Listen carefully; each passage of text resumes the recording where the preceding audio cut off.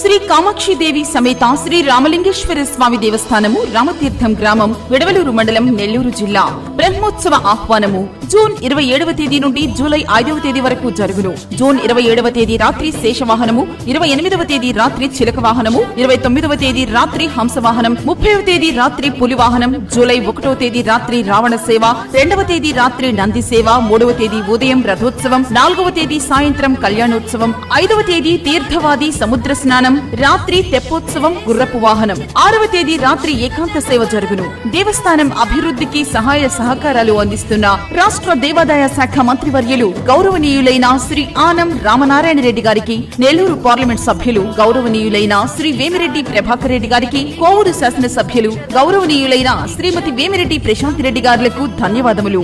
ఇట్లు గుమ్మినేని రామకృష్ణ, కార్యనిర్వహణాధికారి.